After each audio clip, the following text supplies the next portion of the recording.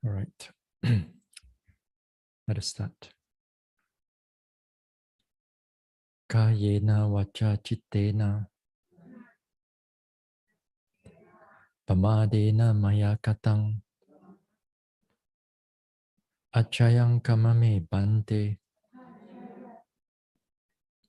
bhuri panya tathagata kayena vacha chittena pamadena maya katang achayang kamame dhamma sanditika akalika kayena vacha chittena pamadena maya katang achayang kamame sangha supatipana anuttara sadhu. Namo tassa bhagavato arahato samma sambuddhassa buddhang saranang gacchami dhammang saranang gacchami sanghang saranang gacchami.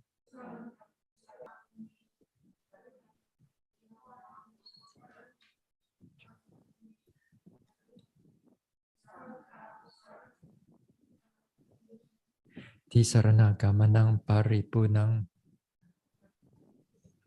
panatipata veramani sikkhapadang samadhiyami.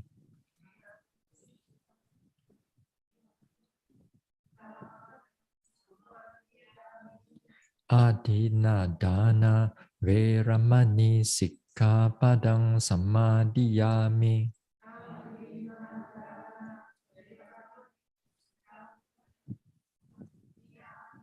Abrahmacharya veramani sikkhapadang samadhiyami.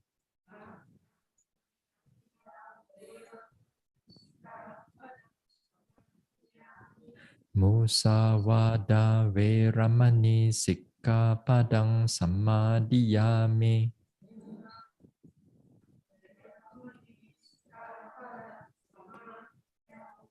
Surameraya macha pamadatthana veramani sikkhapadang samadhiyami.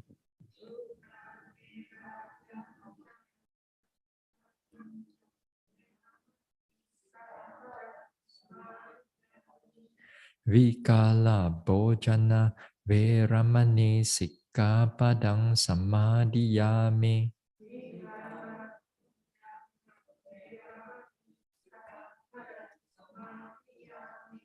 Nacha Gita Vadita Visukadasana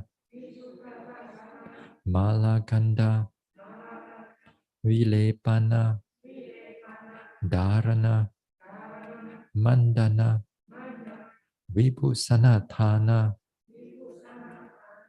Veramani sikkhapadang samadhiyami.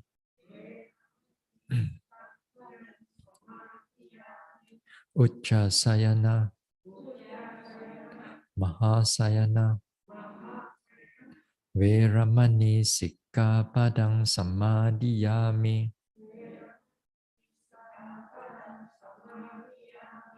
Idang me silang Magapala nyanasa Pachayo Hotu Appamadena Sampadeta. So, all right, let's do a bit of guided metta before we start the Dhamma talk. We sit here. Let us relax. Relax the body. Give the mind peaceful and calm. Present here and now. Let go of all the thoughts, planning, problems, put it all aside. Let the body relax from top of the head, slowly down to the forehead and face, to the neck and shoulders and arms, to the chest,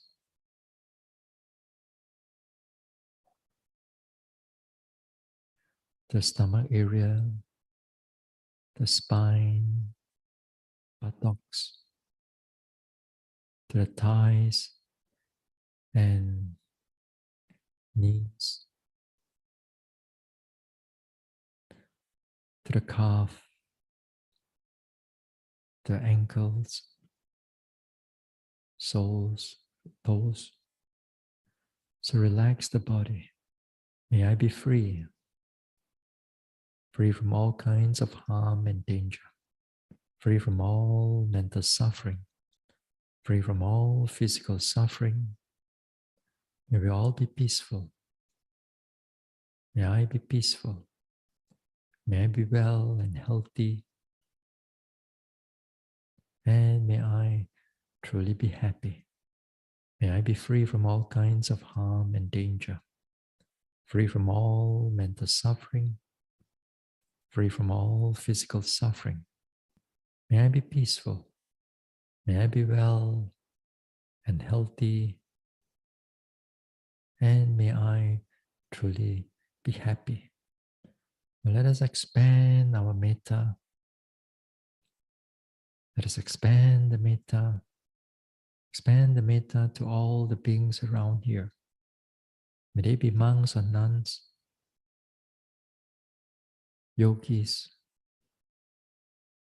workers, helpers, volunteers, donors or supporters, to all guardian devas of this place, to all other devas residing here, and to all the unfortunate beings,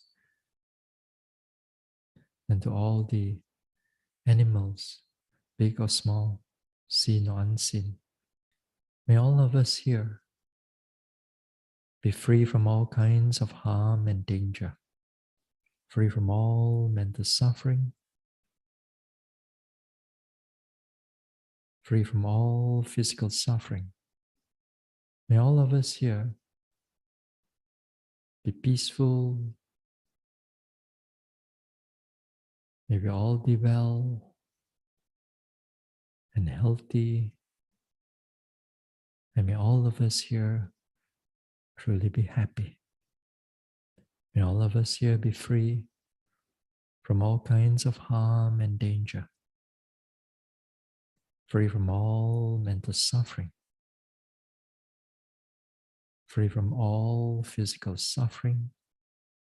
May all of us here able to live in peace and in harmony with ourselves and with others. May all of us be well, be healthy, and may all of us truly be happy. Let us expand the metta to all the beings in this country. May they be humans or non-humans. May they be devas or petas, or animals big or small, far or near, seen or unseen.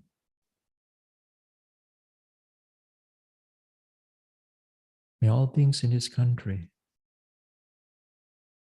be free from all kinds of harm and danger, free from all mental suffering, free from all physical suffering. May all of us in this country, may we all able to live in peace and in harmony. May we all be well, be healthy, and may all of us here truly be happy.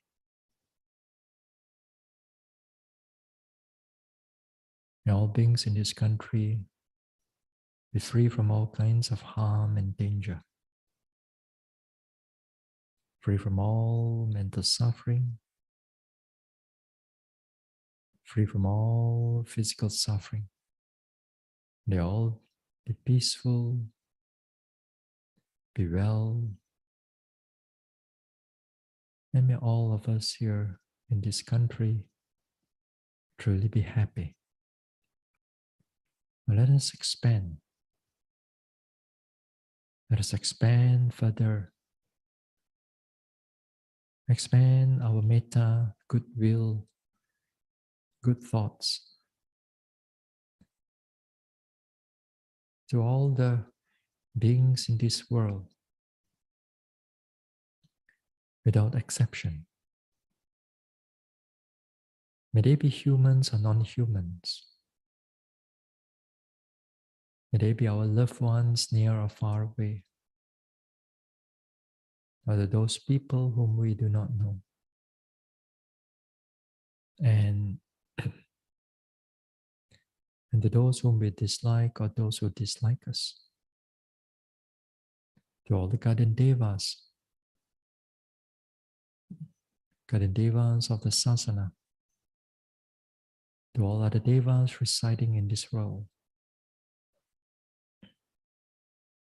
to all the betas, and to all the animals, big or small, far or near, seen or unseen. May all beings in this world be free from all kinds of harm and danger, free from all mental suffering, free from all physical suffering. May all beings able to live in peace and not in war, live with kindness and compassion and not in cruelty or violence. May all beings be well, be healthy, and may all beings truly be happy. May all beings in this world be free from all kinds of harm and danger, free from all mental suffering, free from all physical suffering. May they all be peaceful, may they all be well and healthy, and may all beings in this world truly be happy. Now let us expand. Let us expand our metta without boundary, without exception or without condition, or without bias. To all beings in this universe or universes, to all beings from the highest planes of existence down to the lowest planes of existence, to all the beings in all the world systems. May all beings without exception be free from all kinds of harm and danger, free from all mental suffering, free from all physical suffering. May all beings be peaceful, able to live in harmony with themselves and in harmony with others. May all beings be well, be healthy, and may all beings truly be happy. May all beings be free from all kinds of harm and danger, free from all mental suffering, free from all physical suffering. May all beings be peaceful, May they all be well. And may all beings truly be happy. May all beings may all beings without exception be free from all kinds of harm and danger, free from all mental suffering, free from all physical suffering.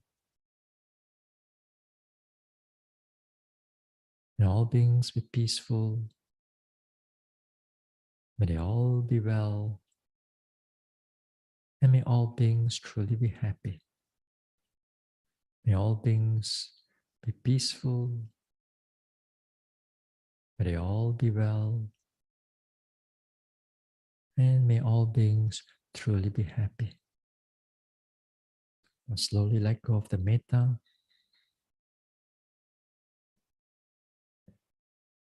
And bring the mind back again to the body, the rise and fall of the abdomen.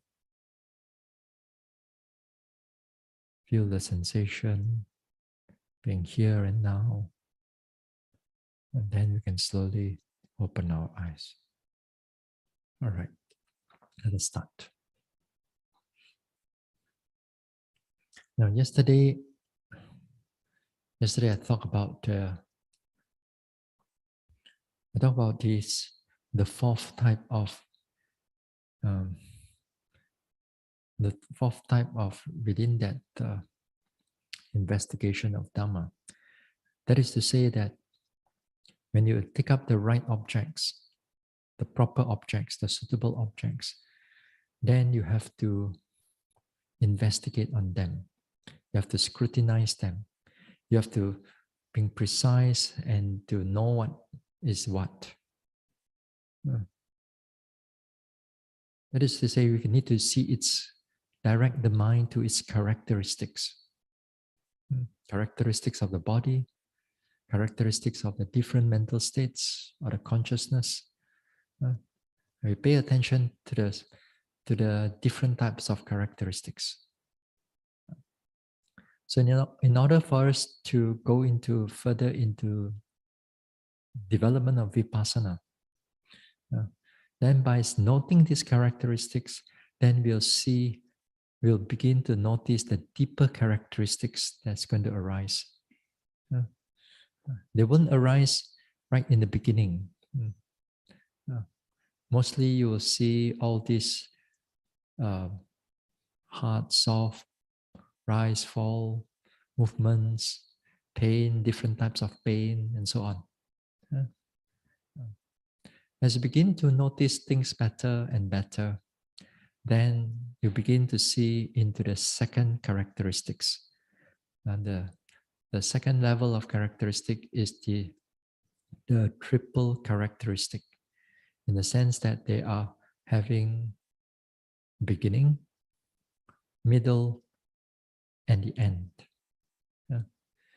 In the beginning, middle, and end, yesterday also I mentioned that you do not see them at all at one time. You will notice them like sections. Sometimes you'll see the beginning of it become very clear. Sometimes the end become very clear. Sometimes the middle become very clear. Sometimes the three of them becomes very clear. They come in different times. So these characteristics, they are in a way, again, the second type of characteristic is this, they shed among whether there's mind or body. They shed. The mind and the body does not differentiate between where is beginning, middle, and end, because every phenomena has a beginning, middle, and end. But not the first characteristic, because the first characteristic is their individual characteristic, individual essence. And that is important for us to know, okay? So we pay attention to the second characteristic and see how they change and how they come and how sometimes they disappear. One of the things that you may notice in your practice is regarding with the pain. Especially when you notice the nature of the pain, sometimes you notice the second characteristic of the pain. That is to say, you see how the pain grow stronger and stronger and stronger until you cannot take it now, right? That part is when it grows stronger. It's where it shows the second characteristic. But again, here devotees does not want to. Yogis, a lot of yogis don't want to see that thing because it's so painful, and the mind cannot tolerate all this type of pain. But it's trying to reveal itself to you. Then you try to cover it up by getting up, by stopping, by changing the leg, and so on. It's try to there see lah, but you don't want. So that's how it is trying to show you something, and yet we do not want to see. Yeah? And sometimes you will see that the pain sometimes it goes into a big, very strong, very powerful. Then after that, it's begin to reduce a little bit, and reduce a little bit, reduce a little bit. Then it's trying to show its characteristic, that particular characteristic to you. In many ways, sensation or the mind, it becomes to show us many things. Sometimes in the mind, it shows us the beginning or middle or end. And sometimes we can catch the beginning of the thought. Now we can catch the beginning of the thought. It's going to come, there it spring up a little bit, but then very fast, it kind of like disappear. But when it disappears, you don't see it precisely. You know that it disappeared, gone. Or sometimes it taper off. It getting less, but still hanging around there. You don't really see it, how it's gone. Usually, it's another prominent object arises, then your mind just shifts to that prominent object. Yeah? Yeah. But there will be times. There will be times that in a deeper development, you'll see exactly how it stopped, how it goes into destruction and how it goes into disappearance. Then it stopped, completely stopped. And the next fresh phenomena arises, fresh movement arises, a fresh mind arises. So it became very interesting. It become very interesting, the meditation. You see a different phenomena that is going on within this mind and body. Yeah. So all you need to do is make sure that you trust your mindfulness. Whatever is going to reveal at that moment of time, you pay attention to it rather than you think what it's supposed to be, rather than what you think it's supposed to be. Okay? So usually when you pay attention to all these type of phenomena, you got to be careful that you don't let the mind falls into too much thinking about what is it. Especially if you have a lot of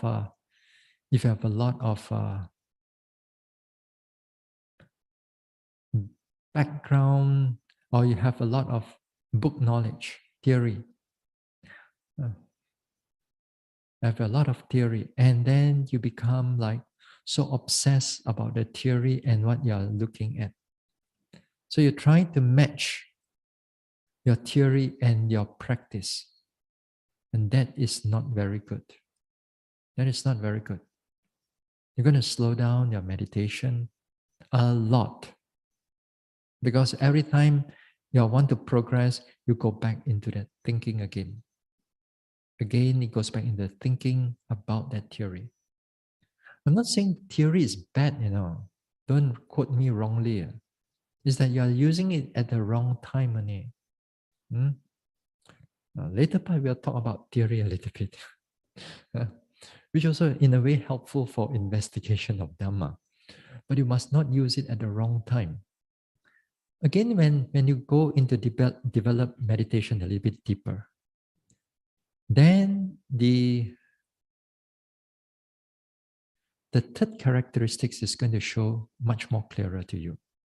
The third type of characteristic here is the characteristic of the universal characteristic of anicca, dukkha, anatta. When we pay attention to how anicca takes place, it's within this phenomena of mind and body. And what we are actually doing when we are paying attention to what is going on, it's the perception of anicca, perception of anatta, perception of dukkha. It's the perception that is touching upon when you notice what is going on. Uh, uh, and it comes again here, when it comes, everything comes in arising and passing away. Phenomena of this arising and passing away, they are very fast, one after another. You can't watch this arising and passing away like what you watch in your rising and falling. When you watch your rising and falling, you follow the object one by one. Okay, this is rising, this is falling. And you have two rising, you know you have two falling, you know. Or sometimes you notice this is the pain, it go more, it go less. You follow the pain, then it goes to another object. You follow an object after an object. This is what happened in the beginning part of it, and completely you're right. You're supposed to note it in that way. But again, sometimes the arising and passing away, when it arises, those things are going in the momentary. That is to say, that you can't follow them one by one anymore. All you need to do is just put your mind there, put your whole attention there. Then everything is playing within your attention. The whole arising and passing away is within that attention. And then here also, you begin to notice how the patterns of arising and passing away take place. Just like you notice the patterns of your rising and falling, how it is getting longer, shorter, faster, so on. So too with the arising and passing away, also they got its own pattern. How the phenomena arises, passes away, where sometimes it goes faster, sometimes it goes slower, sometimes it goes faster in within a spot. Then it happens. Sometimes it goes random, arising and passing away, everything goes into random. Sometimes it runs all over the mind and body. And at time, you can't differentiate which one is mind and which one is body. Because everything just shows you the characteristic of arising and passing away. You don't even think about which one is mind and which one is body. Your mind is completely, in a way, quiet of all the thinking, not just quiet of nothing, quiet from all the thinking, then all the arising and passing away is just happening. The labeling during this time doesn't take, if you bring in the labeling, then completely all the arising and passing away gone. Because the labeling and right now becomes a big hindrance. So you got to surrender. Surrender to all the phenomena that's what is really going on, and just pay attention to it. Yeah? And that time, you don't have to like go and kacau your noting. Just like sometimes, like right now, not enough energy, you try to note harder, make it more clearer. You know, that sometimes you more a lot of thinking, you try to relax and try to keep the mind calm and peaceful a bit more. This time, no need. This time, everything, it will fix it for you. Everything, all you need to do is just pay attention, the mindfulness and everything, they will take care of itself. The whole mind in a state of balance, then everything will happen in that way. Now, with that also, when it happens in that way, again, sometimes yogis are not familiar within this territory.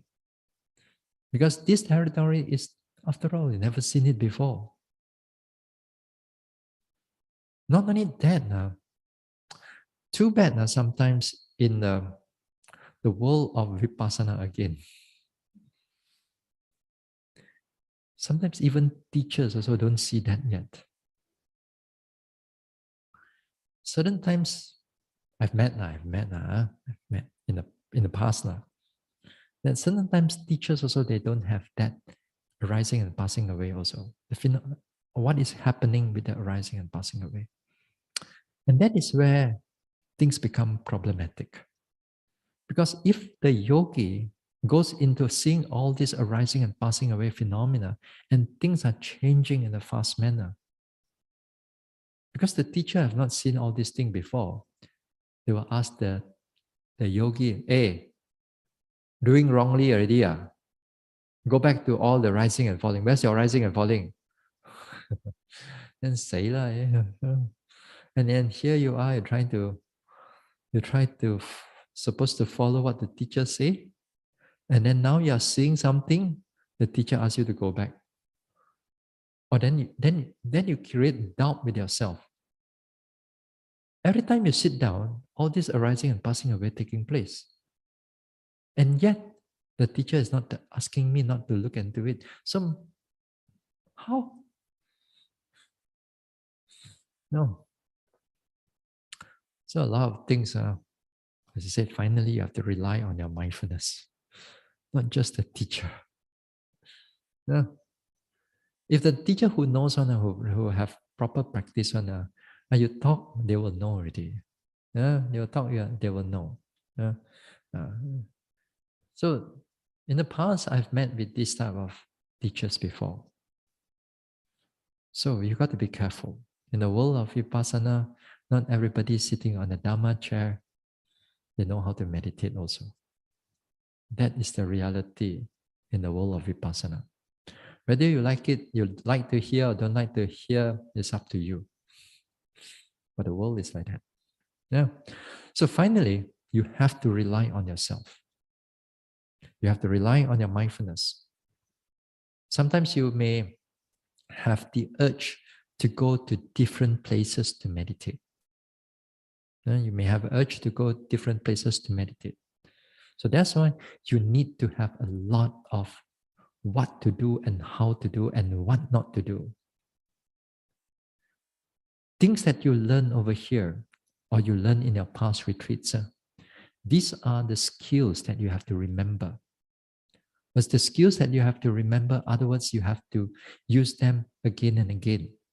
Otherwise, don't make sure that your gap of your retreat not too long, you know. COVID not over yet, so still don't come yet.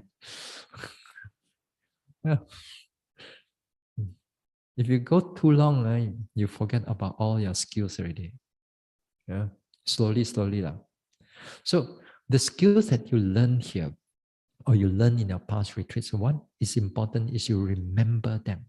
How to do the walking, how to do the sitting, how to do the daily activities, how to deal with your thinking mind, how to deal with your sleepiness, how to note your intention, how not to do this, how not to do that. A lot of all these things are so important because everywhere you go, you have to use those skills to deal with all your problems or arousing what is not there yet. The mindfulness is not enough, you must know how to arouse it. So all these things are important. So that's why you have to learn to trust yourself. You have to learn to trust your mindfulness. Yeah. Of course, the teachers, I'm not saying all teachers are bad, I say some of the teachers that I've gone through, maybe you are lucky enough and throughout the years that you go through, you meet with different good teachers, then well and good. My luck is not so good. But the thing is that I already developed quite a lot of things before I go places. Let's put it this way. So that's why I know what is going on. So what is here, as I said, a lot of this arising and passing away is not easy to see. It's not easy to notice. Sometimes it takes yogi some years before it arrives into this arising and passing away. What is happening arising and passing away? And when these things arising and passing away, they are, as I said, they have many patterns. And these patterns of how it arises and how it passes away, or how the whole phenomena is changing moment after moment, this also correlates to the level of insight knowledge. Let us not go too deep into all these type of things. So within this arising and passing away, a lot has got to do with your insight knowledge. How it arises, how they change, and what are the patterns and all that thing. Then The insight knowledge are all there. Now, again, the word insight knowledge is again here, these are all theory, a lot to do with theory. Now, another problem with Vipassana yogis is that they begin to obsessive with the insight, because I know a lot of us want to get out of this samsara. Want to get out of this samsara, and therefore we practice. Which insight am I? This insight, fourth insight, third insight, fifth insight, near enlightenment, or what? So a lot of times we go into all these type of things. There are places also that sometimes they have a checklist for you, which I don't think it's very good, Just because you notice a little bit of, let's say, today, let's say you're sitting, you meditate, and then rising, falling. Then you notice a little bit of pee pop up here and there, Then after it disappear. A bit of vibration within the stomach here. Then you take up the checklist. Arising, passing away, bo. Then you think, yeah, just now the vibration arising and passing away, take ho say liao. There, I already seen the arising and passing away already. That's how in the world of Vipassana it's like that. Arising and passing away. Just because you notice a few vibration here and there, you think that it's all arising and passing away. No, it's not that. Arising and passing away, when it happens throughout your sitting. It happens throughout your sitting after sitting. It happens also in your walking also. As long as you start paying attention precisely, the arising and passing away begins to appear to you. You don't need to go and look for it, it will come and look for you. So if the phenomena happens repeatedly again and again, not just that you see a few arising and passing away, a few pee pop up here and there, then you checklist already, okay, ho se liao, everything. It's not like that, no? Then again, in the world of Vipassana again, there's another interpretation of what is arising and passing away. Another interpretation is that they give you a counter, a hand counter, So you meditate. After that, the last 10 days, because this type of meditation, they give you 2 or 3 weeks. Sometimes they give you 3 weeks. If the 3 weeks are the last 3 days, you're asked not to sleep for 72 hours. Asked not to sleep for 72 hours. In the meantime, they provide you coffee, just to keep you clear. Then, you're supposed to walk and sit, something like that. Walk. They don't emphasize really on walking, emphasize on sitting on it. So you sit. They give you a counter. So you meditate. Yeah. So you sit already, and then you click one. And not at a time, you click another time. And not at a time, you click another time. And not another time, click another time. So that sitting is, let's say you got 50 nodding, then 50 arising and passing away. To them, you calculate that of that nodding. To them, they don't see it as sleepiness. They see it as arising and passing away. And yet, so many people believe it. Their meditation has more than all of us here. Each meditation maybe 100 or 50, 100 people like that in the normal before COVID. How about that? That's how the world of Vipassana is happening. Yeah. All you need to go in, go in the world and see all these type of things. And it makes life interesting as long as you don't fall into it. As long as you don't fall into it. But that's what I'm trying to say, So when you even, as I said, even the arising and passing away, what you are supposed to see it again and repeat it again and again within this mind and body. But wrong interpretation creates all kinds of wrong Dhamma. So I wish you all luck. I wish you all luck. Don't go and meet with these type of things. All right. So within this arising and passing away, as I said, there are things you are supposed to pay attention to it again and again, and the phenomena will change and again, and so on and so forth, until you develop it deeper and deeper. Then the deeper aspect of this anicca becomes obvious to you. The anicca here means you begin to see things arising and passing away incessantly. It can never stop. There's no such thing as stopping, because as long as there's mind and body phenomena, all this will keep on arising and passing away. As I said yesterday, if anything stop, if this arising and passing away stop, maybe what? Maybe lah, you know. But then again, within this arising and passing away also, there'll be times that sometimes yogi note it, then suddenly everything becomes stop. But it's not nibbana yet. It's not nibbana yet. It stops. Then meditate, and then it's not arising and passing away, then it stop again. Then notice, then it stop again. Then arising and passing, and then it stop again. Then you say, what is going on right now? It's in nibbana, MC. You don't feel like enlightened yet. Anyway, what happened over here is that there are deeper consciousness that you have not seen the arising and passing away yet.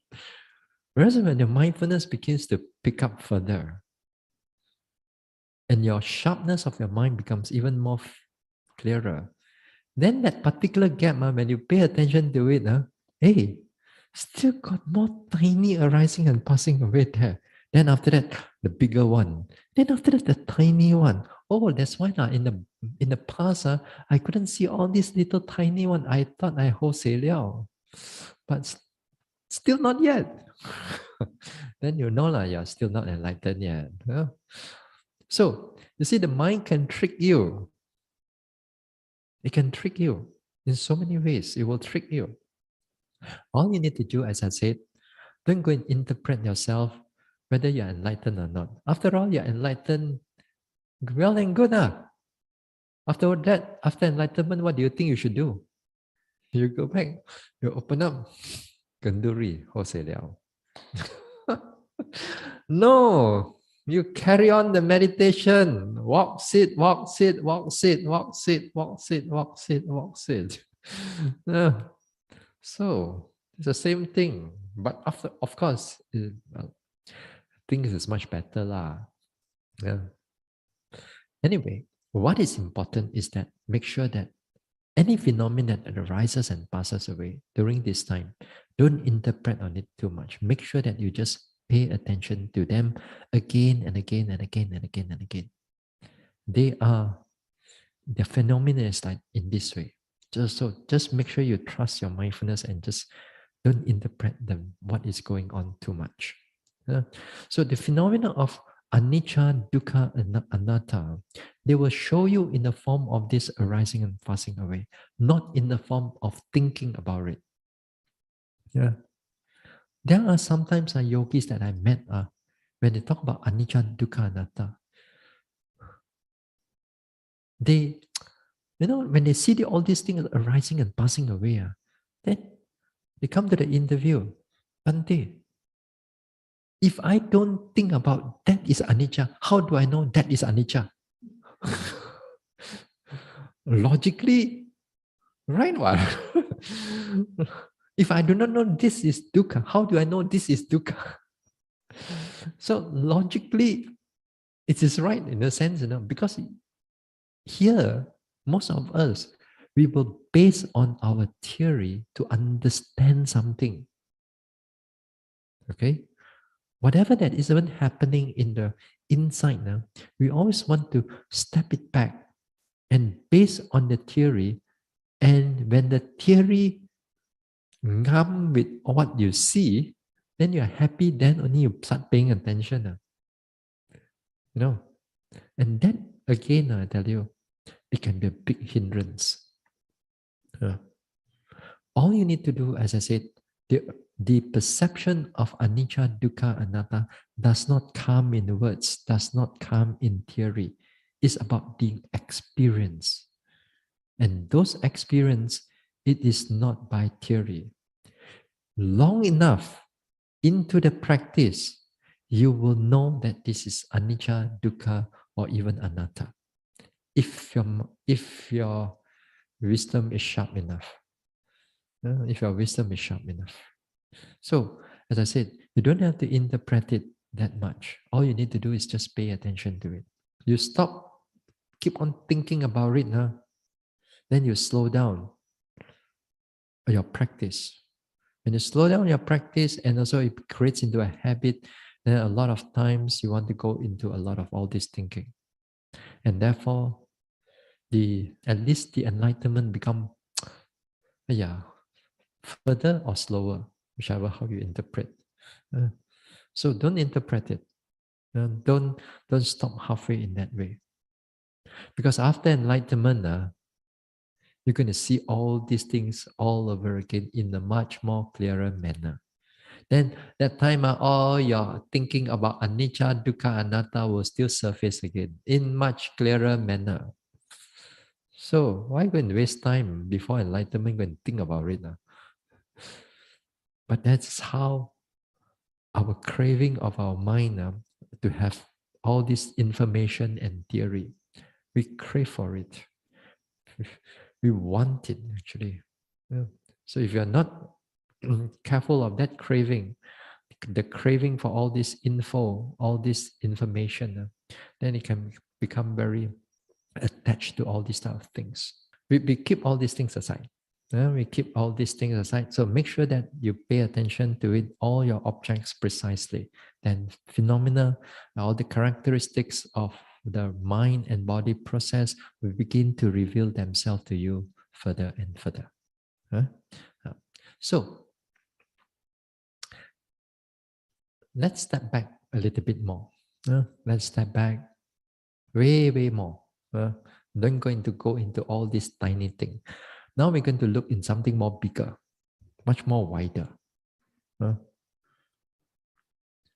We also have to look into the external conditions that is supportive for your investigation of Dhamma.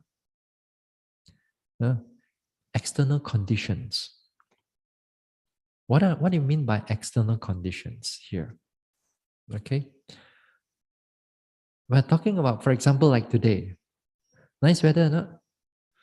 Quite pleasant weather to meditate. Not so hot, not so cold.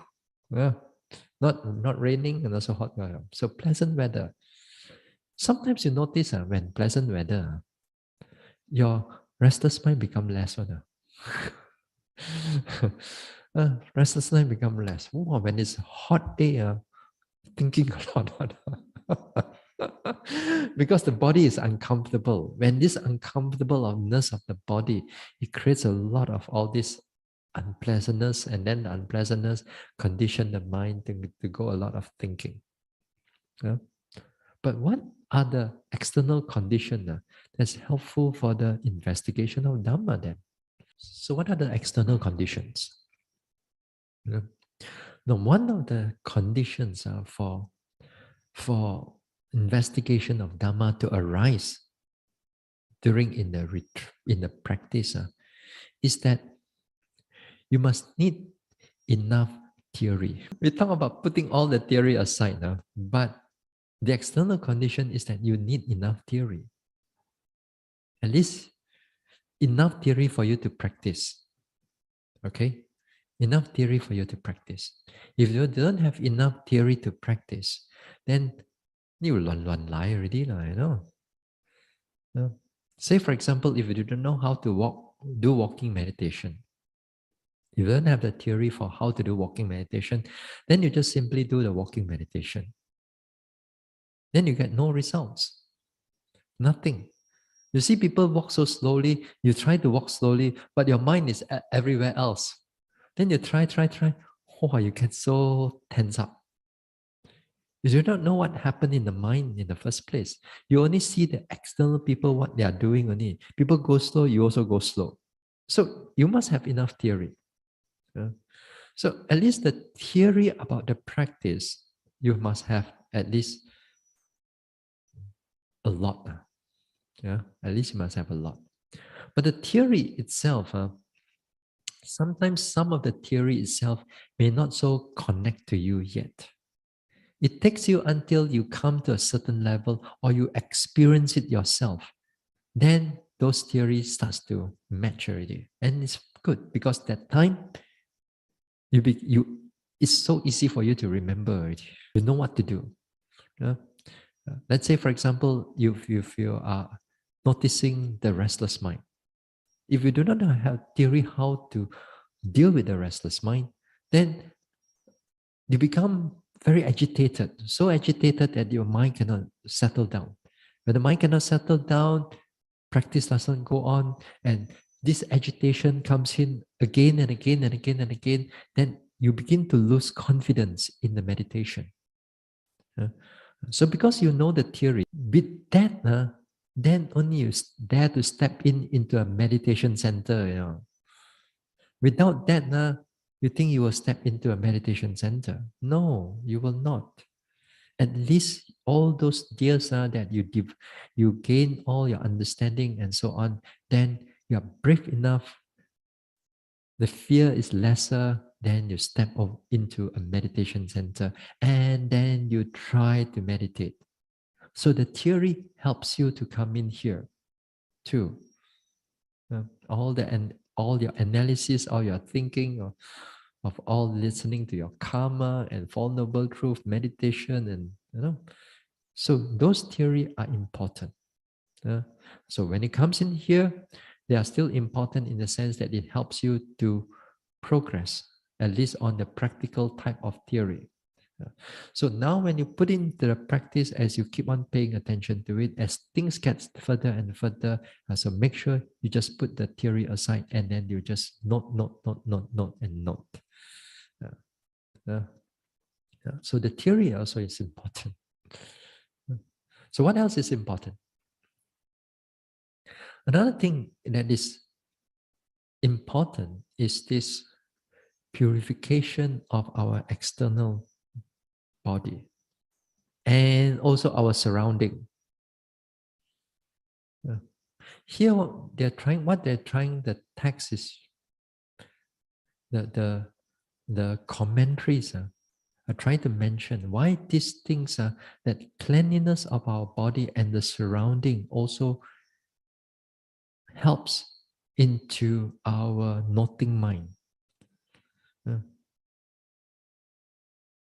You see, if you come here and everything also haphazard, you stay long enough in that place, your mind also become haphazard also, whether you like it or not. If your house is messy and your whole life is like that one, then your mind also is going to reflect on that too. Yeah?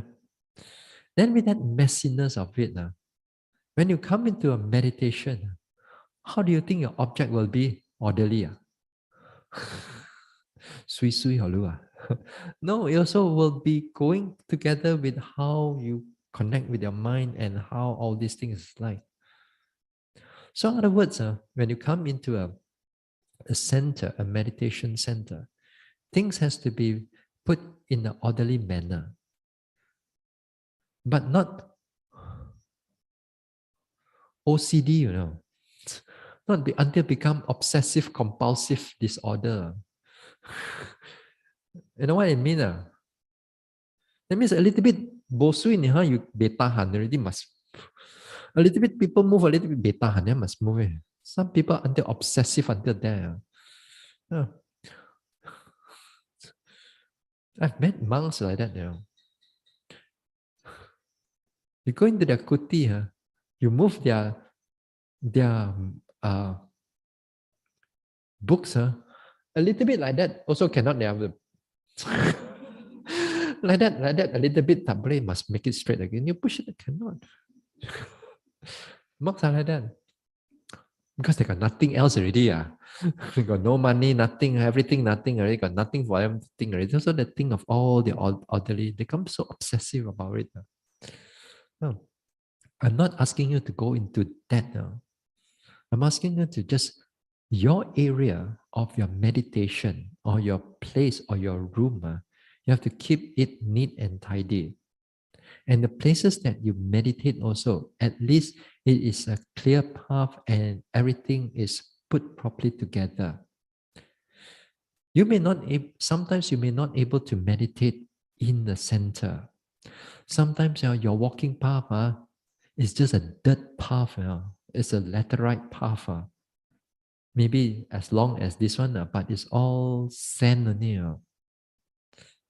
So you have to walk in your meditation path is that.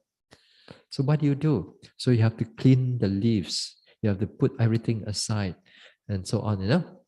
You keep it clean so that at least surrounding is cleaner. So that when you do the walking meditation, if the snake come out, at least you can see the snake come already. You stop lah, not just don't seeing, and then you just walk over. That's your problem lah. So, other words, you have to keep the surrounding places quite clean and neat and tidy. Yeah. So that also is important because it helps in the long run. It keeps your mind tidy, orderly also. You cannot just simply put anything here anywhere. Cushions has to be put in order. Especially sometimes you go to a certain society, the cushion is so dumb one. And that's terrible. That's terrible. Back in this house, if I go inside there, a cushion sang it here and there. Tomorrow committee will wait for my call already. Softly admonish. Yeah. Yeah. And those things, we don't realize that it really helps us into our concentration, into our keep our mind in order. Because when we note things long term, you're going to note things in orderly manner also. Your manner of how you pay attention, it also depends on how you're this one. So outside you have to clean and tidy.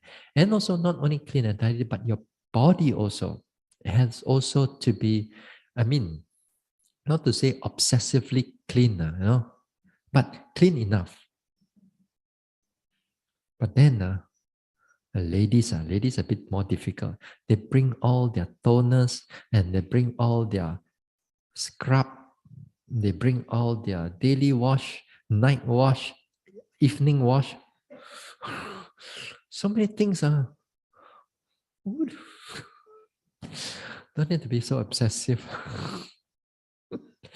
No, don't need to be so obsessive. Just bring one thing enough already. But after all, those things are also within the 7 precepts also. You're not supposed to do all these things to beautify yourself. Yeah. So you keep all these things just enough to make yourself clean. Makes yourself this one. And also it's good for others actually also. Because anybody sit near you, if you stink, oh wow. Even you wear a mask also go through also. Well, sometimes in the past, when the summer, like in Burma, summer in Burma is like 35, 40 degrees heat, You sit until you sweat and sweat and sweat and sweat. Before you start meditating, it's like a sauna first. You have to go through a sauna of keep on sweating and sweating until tak boleh sweat already. The sweat also don't want to come out already. Then only you start meditating. And then you can get used to it also after all sweating and sweating. But then of course when sweating, everyone is sweating. Then it's very stink. Then you have to stay there and you have to really meditate also. But then they don't shower one. They thought that this is their winter in their Europe or America. So they don't shower for a few days one. You go near them, peng san. There's one yogi sitting in front of me. I tell you, so smelly. You go near, anyway. Anyway, we keep ourselves basis become, because sometimes when your body is when it's a bit unpleasant. Sometimes when it's a bit unpleasant, you don't realize that all these type of things, it creates a lot of like mental restlessness, uneasy, and you take a little bit of shower, then after that you feel better. But again here, when you take shower, take in the right time now. Don't be like some yogis there. They told me, but they're so hot now. I have to take 5 times a day shower. 5 times a day. Then your shower and your meditation. So don't be too obsessive into again trying to be too attached to the body. We are attached to the body just for the sake of cleanliness of the body. Because if you don't keep yourself cleaner in certain places, you will develop a lot of itchiness and problems. And it's going to make your life miserable of meditation. So you got to be careful.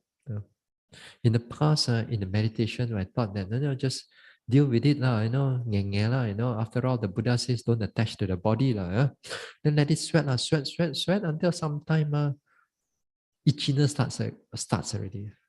Itchiness comes as fungal infection, not just bacterial infection, fungal infection. Then the fungal infection, then you become very itchy.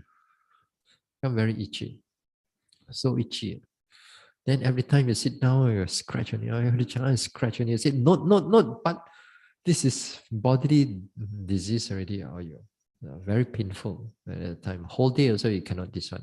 Anyway, so you got to keep yourself at least in a certain level that's cleanliness, and then it really helps to calm the mind. And therefore, when the mind is calm, you can able to note the objects much more better. This is one thing. Now, another thing is that to able to achieve that precision of noting, not only just a short while, but for a longer period of time, then the commentary also says that there must be a balance of faculties. The mental faculties, especially the 5 faculties. Whereas when we talk about the 7 factors of enlightenment, within the 7 factors of enlightenment, they are also balancing also. But what is important is that when you meditate, to note things precisely and to notice these objects rising, passing away, object changing, and so on, then the mind has to be stable. The mind must not be too energetic, neither is too passive. The mind must be in the optimum level. And to achieve that optimum level, then a yogi must know what to do with their meditation. One of the big area of how to achieve the optimum level is that 1 hour walk, 1 hour sit. Just by doing that 1 hour walk, 1 hour sit, more or less it gives you a balance. Because if your body is sitting for too long, then when the body is too painful or too this one, also you cannot able to achieve that balance of mind. In the beginning part of the yogi's meditation, as I said, sometimes half an hour, you also cannot able to achieve it.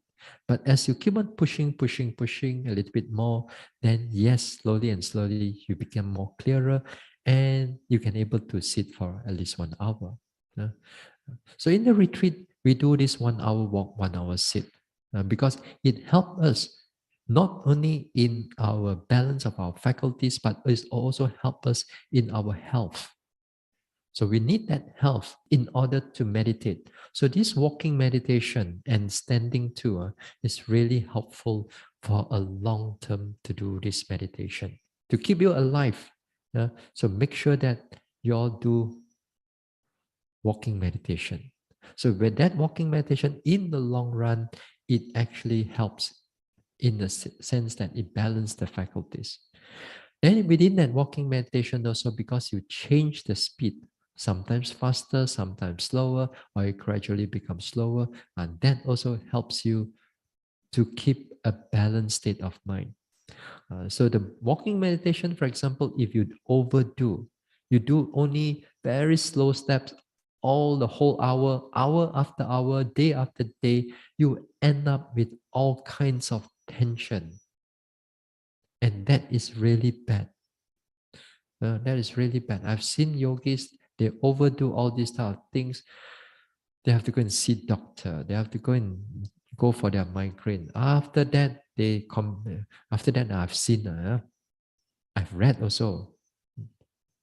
They say that the meditation is wrong. They don't see themselves that they are overdoing all those things, these type of things. Meditation is not wrong. It's just that the yogi do not know how to balance it. So when they do not know how to balance, progress will not go further.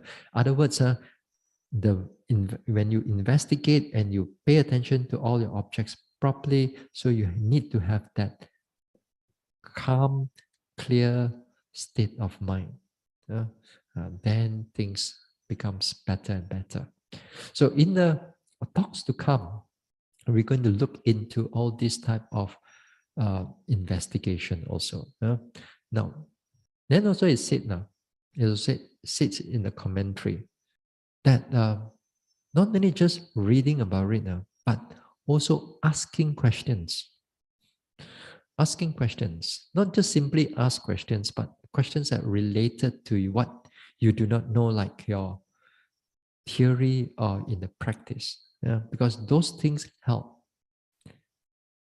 Not only those things help, but it also actually arouse a lot of wholesome karma also. A lot of wholesome karma in that sense. But anyway, those things are also important. If you do not know, then ask. That's why we have this interview, interview for us to express your meditation, and then therefore sometimes you have problems arises, then there's doubt, then we clear the doubts with the teacher. Okay, so some of the things are like that.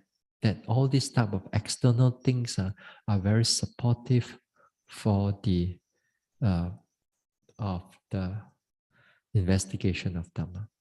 Okay. So on the tomorrow we don't have Dhamma talk, and we continue on these 7 factors of enlightenment. On the next one will be what? Effort. Yeah, the next one will be effort. So we continue on Thursday. Yeah? Okay, we'll stop here. Idang me bawanang nibbanasa pachayo hotu. May my mental cultivation be a condition for the realization of Nibbana. Imang no punya bagang sabba satanang dema. We share these merits with our departed ones, with all beings and all the devas. Sabbe satta sukhi hontu anumodantu. May all beings be happy. May they rejoice in these merits. Sadhu, sadhu, sadhu.